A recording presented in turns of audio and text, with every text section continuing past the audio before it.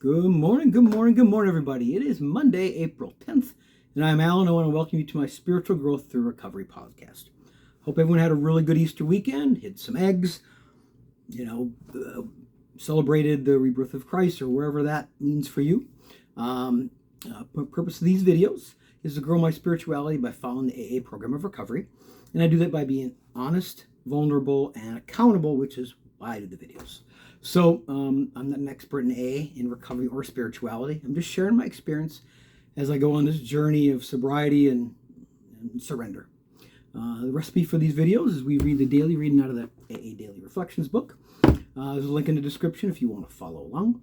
And I'll share my take on what resonated with me during the reading.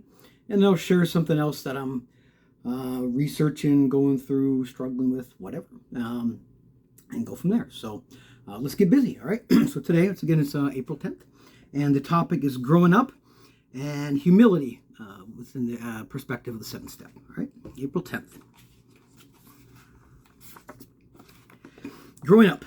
The essence of all growth is a willingness to change for the better, and then an unremitting willingness to shoulder whatever responsibility that entails, as Bill sees at page 115. Sometimes, when I've become willing to do what I should have been doing all along, I want praise and recognition. I don't realize that the more I'm willing to act differently, the more exciting my life is. The more I'm willing to help others, the more rewards I receive. That's what practicing the principle means to me. Fun and benefits for me are in the willingness to do the actions, not to get immediate results. Being a little kinder, a little slower to anger, a little more loving makes life better day by day. Whew. That's a really good read. It really, really resonates with me today.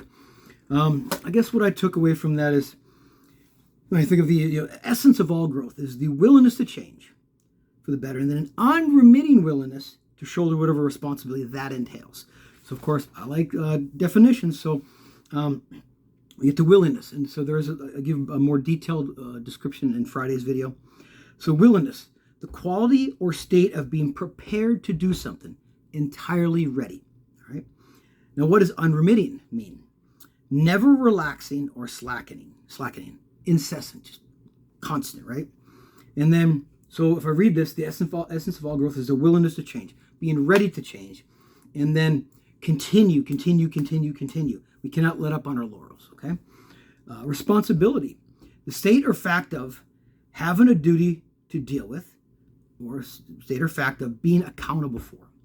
This recovery is my responsibility. No one's going to do it for me. Unless I have a willingness to change and a consistent willingness after that, I'm not going to see the results that I could see.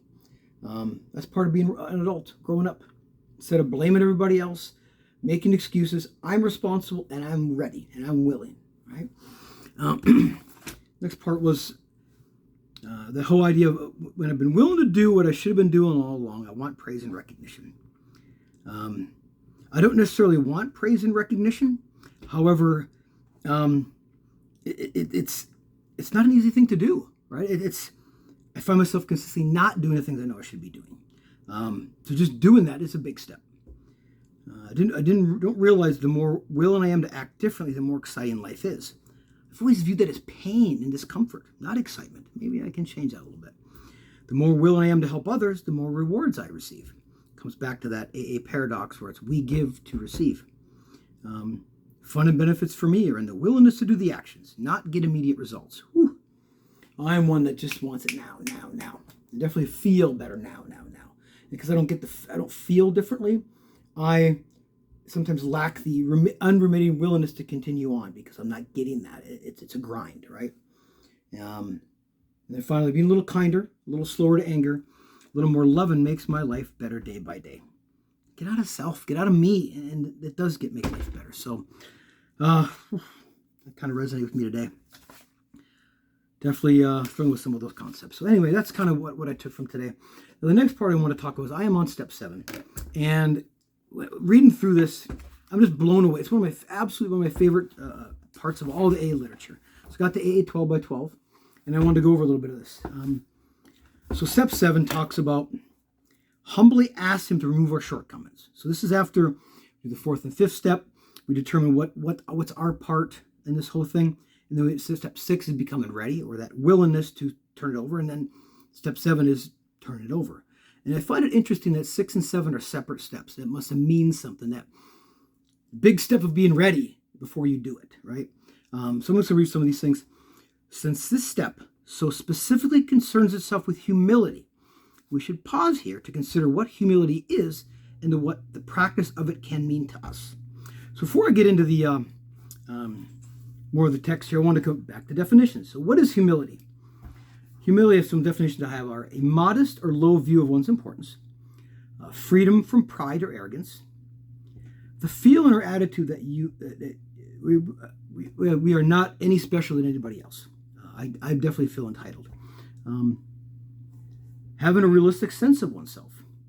To some degree, acknowledgement that I can't do everything by myself. That's the one that really clicked with me as I was doing this.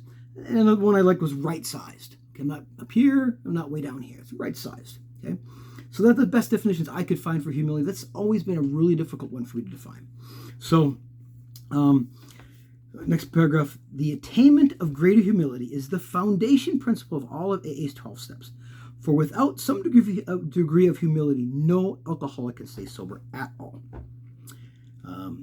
Unless we develop much more of this precious quality than can be required just for sobriety, they still haven't much chance of becoming truly happy. Develop much more of this precious quality than may be required just for sobriety. That's me. I tend to do just the bare minimum just to be sober, but I'm not doing enough of it because I will not relinquish control. I have to do it. I the only one that can do it, and it will not be truly happy. So yeah, that's just kind of really resonate with me on that whole part of it.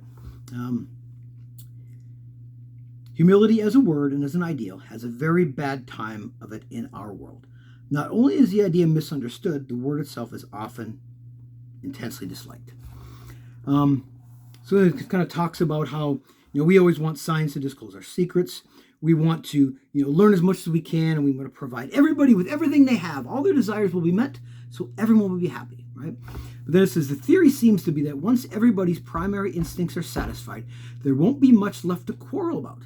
The world will then turn happy and be free to concentrate on culture and character.